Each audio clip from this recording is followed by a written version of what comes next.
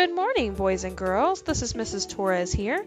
We are about to embark on a journey of the story of Johnny Appleseed. Please sit back, get ready, and enjoy the story. Boys and girls, as you can see here, this is Johnny's farm. Johnny Appleseed was born in 1774 as John Chapman on a small farm in Massachusetts. He was a folk hero and a pioneer apple farmer. Please take a look at the pictures. As you see, he was a farmer of apples. What do you see here, boys and girls? That's right, an apple orchard. Johnny worked on an apple orchard and he learned how to grow apple trees very well. He grew up working on the apple orchard on his apple farm. At the age of 18, Johnny began to travel and wander around the United States. He often met many people, and he wore a pot on his head.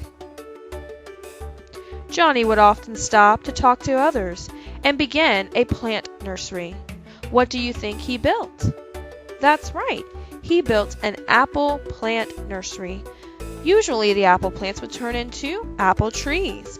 He always planted apple trees. That's what he was known for. Johnny was a man of his word, and he always believed that he never needed a lot. So he always needed very little, and he never had many possessions. When Johnny embarked on his travels, he would often trade his apple trees or apple seeds for very basic necessities, such as food, clothing, and often shoes when they were worn out. Johnny had a favorite book, and his favorite book was the Bible. He carried it everywhere with him, and he often shared stories from the Bible with the people around him. A lot of the times there were Native Americans around him, and he would open up the Word, and he would share his favorite stories of the Bible. Johnny was very friendly, and he made many friends with the Indian tribes, and he learned many of the Indian languages through his Indian friends. This was all part of his legend. Sadly, Johnny died in 1842 at the age of 71.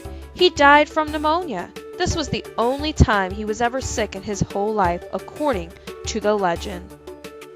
Boys and girls, here is a poem I would like you to remember about Johnny Appleseed. Here comes Johnny Appleseed. Apple seeds are all he needs. Planting orchards on his way out west. Wears a pot upon his head. Beneath the trees he makes his bed. Folks say Johnny's apples are the best. Boys and girls, I hope you learned a lot about Johnny Appleseed Day. And what we're going to do at the very end is we're going to say, Happy birthday, Johnny Appleseed. The end.